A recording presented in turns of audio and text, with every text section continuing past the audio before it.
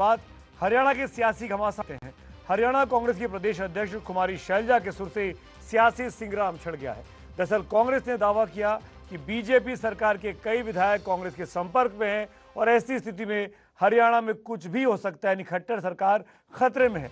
और शैलजा के इस बयान पर मुख्यमंत्री मनोहर लाल खट्टर ने पलटवार करते हुए कांग्रेस को ही सावधान रहने की नसीहत दे दी। यहाँ की स्थिति को ये सरकार को समझना चाहिए कि लोग जब उनसे दूर हो जाते हैं तो कुछ भी हो सकता है। अब ये उनको पता है या हमें पता है कि कितने लोग किसके कांटेक्ट में हैं, जरा सावधान रहें, इतना ही मेरा कहना है।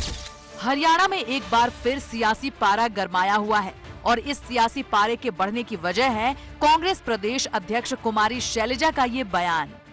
हरियाणा के जो कि एक कृषि बाहुल्य प्रदेश है, यहाँ के लोग भारतीय जनता पार्टी से दूर जा चुके हैं और इस बात को बहुत से विधायक हैं जो समझते हैं, चाहे वो सत्ता पक्ष पार्टी के हों, चाहे इनके सहयोगी पार्टी के हों, चाहे जो इंडिपेंडेंट एमएलए हैं वो हों। तो स्थिति जैसी भी है, लेकिन बात यह है कि आज पूरा हरियाणा इस भारतीय जनता पार्टी की कार्यशैली से, इनकी किसान मजदूर विरोधी नीतियों से एकदम नाखुश है। कुमारी शैलजा ने एबीपी न्यूज से खास बातचीत में बताया कि हरियाणा सरकार के कई विधायक कांग्रेस के संपर्क में हैं।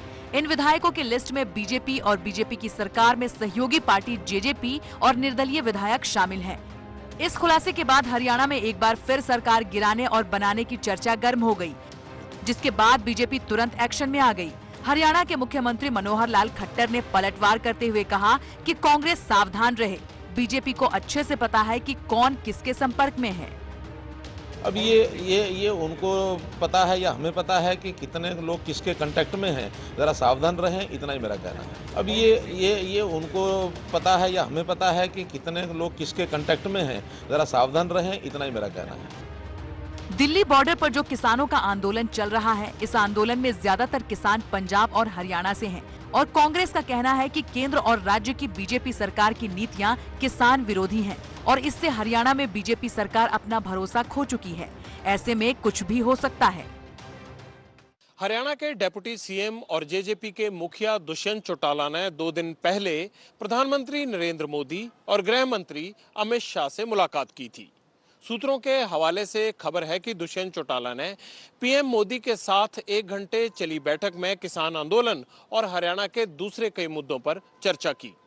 हरियाणा का सियासी समीकरण ऐसा है कि जेजेपी के समर्थन के बिना खट्टर सरकार खतरे में पड़ जाएगी। आज इस साल के पहले हिंदू पर्व यानी मकर संक्रांति का दिन है। आप सबको उसकी शुभकामनाएं। लेकिन इस मौके पर बिहार की राजनीति में जब तक लालू यादव का दबदबा था तो हर साल एक तस्वीर दिखती थी उनके घर पर आयोजित होने वाले दही चूड़ा वाले भोज की।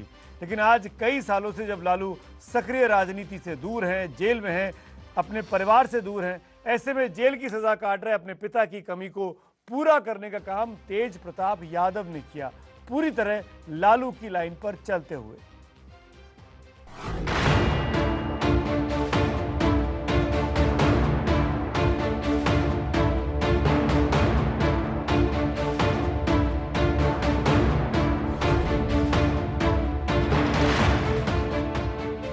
अंदाज बिल्कुल लालू यादव की तरह, और इस अंदाज को बारीकी से समझने के लिए इन दोनों तस्वीरों को देख लीजिए।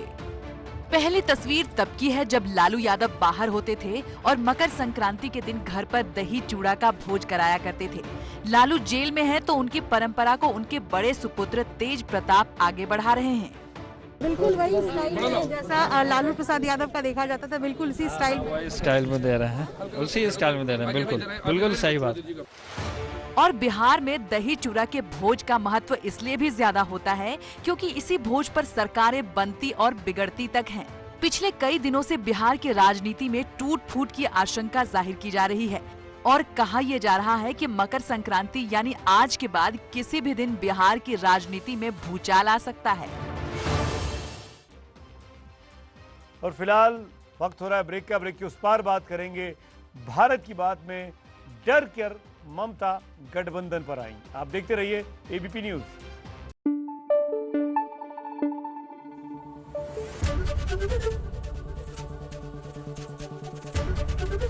एबीपी न्यूज आपको रखे आगे।